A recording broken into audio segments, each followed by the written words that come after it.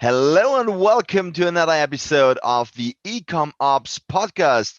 And today I have a special guest, Yahav from Magix. Hey, welcome, Yahav. Hey Norbert, thanks so much for having me. Looking forward for today's session.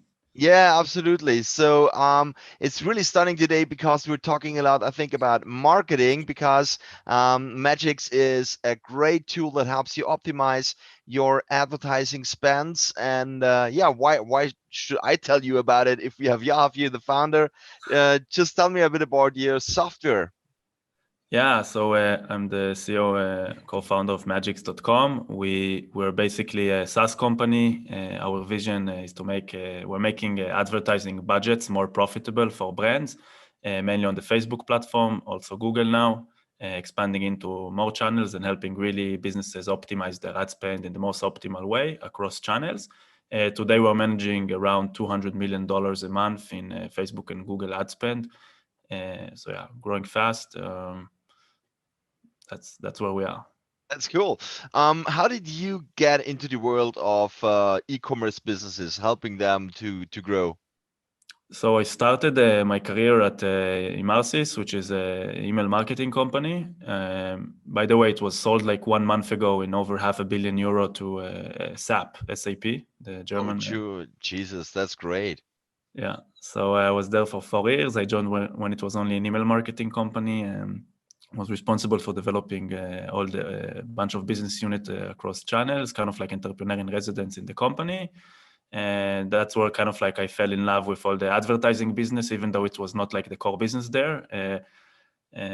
Was specifically intrigued with how much budgets are being like spent and managed on those platforms, on the media ad networks. So I decided to at some point to leave Emarsys, the email marketing company, and start my own ad agency. I started like with larger clients, with enterprise clients, big spenders, mainly e-commerce businesses. Anyone spending above $100,000 a month. Had like 6, 7, 8 clients at the time, boutique, very boutique. Yeah, that later on that basically at some point I realized that it's not that scalable of a business, and I decided to start Magix, which is a software company. Again, basically taking all this knowledge, all this experience we had, and turning it into a software that can scale. Cool. And tell me a bit about what exactly is Magix doing for, let's say, a store owner. Yeah. So it gives you basically all the knowledge and advertising tools to succeed with Facebook and Google ads. You can the areas that we help with are like creation, automation, and analytics. Those are like the main areas, but inside each area we have a lot of different solutions that help you to maximize the performance on the ad platform. So that's kind of like the main focus of Magix. Google and Facebook themselves have like native ad platforms, but those platforms are kind of like a toolbox. You really need to know what you're going to do, how you're going to do it. It's very time consuming in terms of managing everything, building out the strategies. That's why a lot of people are going and kind of like getting like ad agencies to help them with this. And we are basically a software that help any business, including the ad agencies themselves, to make the most profits out of the budgets that they're managing. Okay, great. So now I am currently using Ad Espresso for internal ads. How sets Magix apart from or what sets Magix apart from Ad Espresso? What is the difference? Mm-hmm. Ad Espresso is one of the first tools that were ever developed on the Facebook marketing API. And yeah, Ad Espresso is main. I mean, the main difference between Ad Espresso and Magix that Ad Espresso kind of like more like replicates the existing Facebook functionality. So they're trying to make Facebook like to build a better version of Facebook, which is a very hard and challenging task because the ads manager, it's great by itself. And we are more like, in our philosophy, where we know that the ads manager, the Facebook ads manager, is a great tool. So we only build layers on top of it to complement it wherever it's not good or wherever advertisers have more needs. On the platform differences, we have creative insights. We work a lot with AI, with our AI audience creation, with analyzing creative tags. We have machine learning and object recognition technology that we immediately know to spot like which elements are driving performance in your ads and how different audiences, how different creative works on different audiences and what's the reason behind it, which helps you also with creative briefing and creative insight, finding a creative fatigue. So we're really kind of like big on creative, but which is kind of lacking on the, as I know, on the Ad Espresso system. But besides that, we have automation tactics. We have a whole suite of tools. Magix is kind of like, you can imagine like having 7 different like technologies that today you might need to optimize and run your ads like in one tool. So we're maybe it slightly costs more than Ad Espresso, but you're getting like capabilities of like, if you want to get those capabilities, you really have to get like 7 different other tools. Okay, cool. So now I'm a store owner because our audience most likely have a store. I'm using, let's say, Shopify. This is most common, or Magento. And of course, as a store owner, I want to advertise my products. How does this work? Do I get my catalog somehow into your system, or do you hook on the catalog that I've connected with Facebook already? So how would this help me as a store owner? So first of all, Magix would help you to create basically and launch a full funnel advertising strategy. That means that we're covering all of your campaigns and audiences that you should be running and testing across all the audience clusters, from prospecting, remarketing, retargeting, retention. Even in this is kind of like the full funnel strategy, so to speak. But inside each one of those areas that I mentioned, there's a lot of sub audiences that you should be testing. And with one click, you can basically launch like hundreds of audiences across the full funnel, which would then help you figure out like what works best. And then the next step that Magix helps you is basically help you to automate the strategy, optimize the budgets, analyze the creatives, build out from there. So those are kind of like the main 3 areas of how Magix works. But there's a lot of like tools and features and products inside, like bid testing. It helps with bidding optimization. It helps you to automate reporting. If you're agency, you can also like white label it to show your clients. In general, for agencies, it helps them like to just manage like more clients without like going in like with less people basically. And in terms of launching ads, we have a unique technology that unifies the creative. So in Facebook, it's kind of like very hard to understand which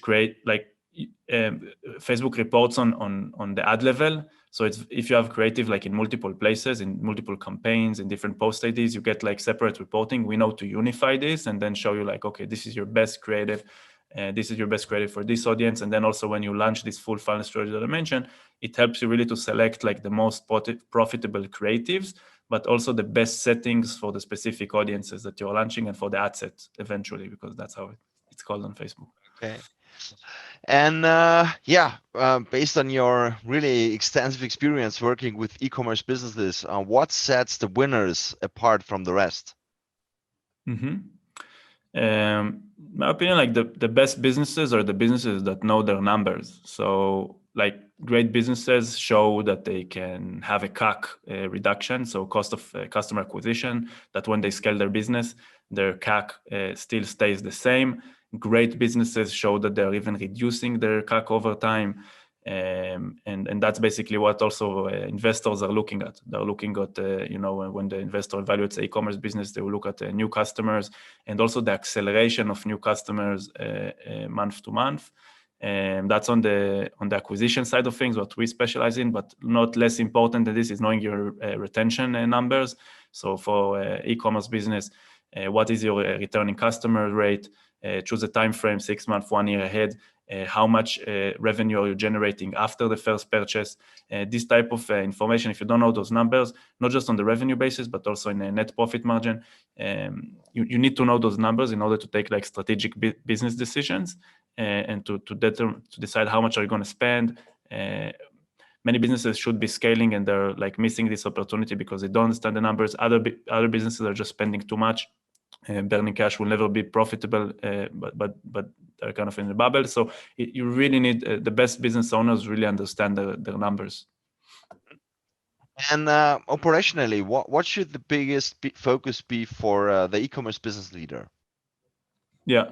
So basically, as a business leader, it's you first of all need to know those things that I mentioned with your numbers and everything. But it's you as a leader, your responsibility is to transfer this knowledge to your team. So basically, your customer acquisition department, if you're doing SEO helps you with CAC reduction. Paid advertising help you with new business acceleration. I'm on purpose repeating those words because those are the outcomes, and those are the KPIs that as a business owner you should be tracking: returning customer rate, lifetime value.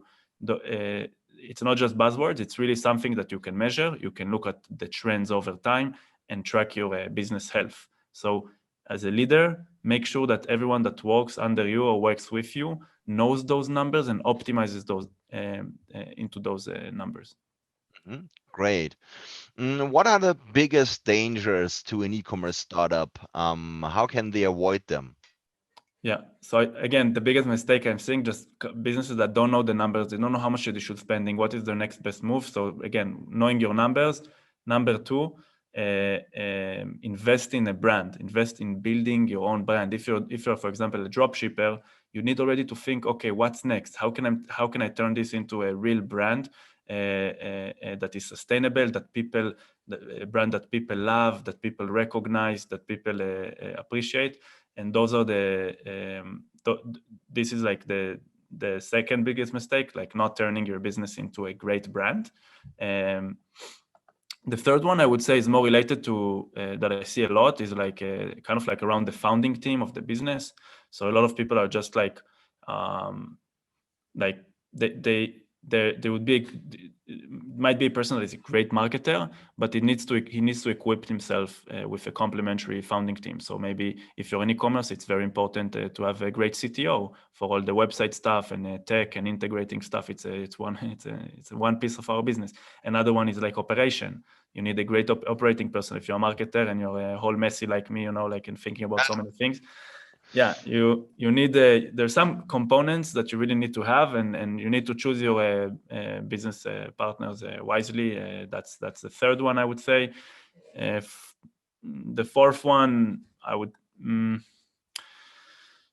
it could be like, again, I'm seeing too many business owners that are trying to do everything themselves. It's kind of connecting to the previous point, but you see too many business owners that are now jumping into their Facebook ad account and like, yeah, I'm going to optimize the hell out of it and optimizing, and suddenly from an e-commerce owner that needs to build a brand and has unique specific things, he becomes like an ad buyer, and it has nothing to do with like his core business. It's not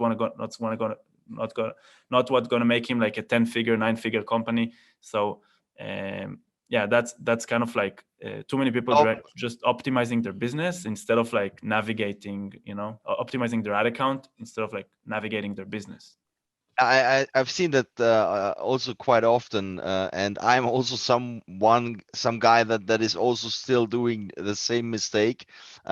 Stop doing things yourself. I think it's more important that you have the right team and can delegate tasks. So as a store owner or as a business owner in general, and this is not even related to e-commerce, it's a general business rule. Try to find people that can do things better than you can do, Yeah, and let them do the tasks instead of doing everything yourself, because it's just time consuming. And every time you switch a task and you do something different, you lose 20-30 minutes until you're fully in to that specific task, and you're losing a lot of opportunities when you do everything yourself. yeah, Absolutely. yeah. You basically need to work on the business and not work in the business. Yeah. Is there any really quick win for an e-commerce business, what they could do right away to streamline their operation? Yeah, I would say like the easiest thing is to use like world class like marketing technologies or advertising technologies, and in general just use world class tech, because today there's so many great solutions. For example, for email marketing, you have like Mailchimp, or for marketing automation, Klaviyo. You have OCU, one click upsell. Obviously, Magix I would recommend for Facebook ads, and Yeah, absolutely. So, no, yeah, but sign up for a trial. No, but seriously, like there's so much great tech out there, Yeah. and if you don't like if you don't have a good stack of technology, then it will be really kind of like hard to succeed. Yeah. And what role do you see in automation? Automation is for me. I think I'm more thinking about like AI, but automation is like the first steps of AI, and I feel like that the robots basically, when I talk about automation AI, the robots should basically we should outsource. You talked about outsourcing the work and finding people that are better than you. So I believe that machines are better than human in many of the tasks that humans are doing, like the tedious, repeatable tasks. And this is exactly the work you need to outsource to the machines. And all the rest that only human can do, like strategy, creative, business strategy. This is where people should actually be spending their time. My last question for today. Who has taught you the most about e-commerce in your career? About e-commerce, I would say it's like it's a bunch of experiences together. So it would, in every stage of my career, it would be somewhere else. Maybe when I started as an employee at the email marketing company, it was my manager. I looked up to him. I strengthened my product skills and learned about e-commerce. And then at a later stage in the ad agency, it was most probably like the biggest ad agencies in the world. For example, Mute6. I really looked up to them as an agency, if you know them. And by the way, today they're like a Magix customer, so it's like pretty cool to close the circle. And today, as a SaaS founder running Magix, I look at companies that are SaaS companies, product-led growth, companies that are doing 100 million plus in annual recurring revenue. And those are kind of like the people I look out. So I feel like it's really kind of like shifting throughout the career.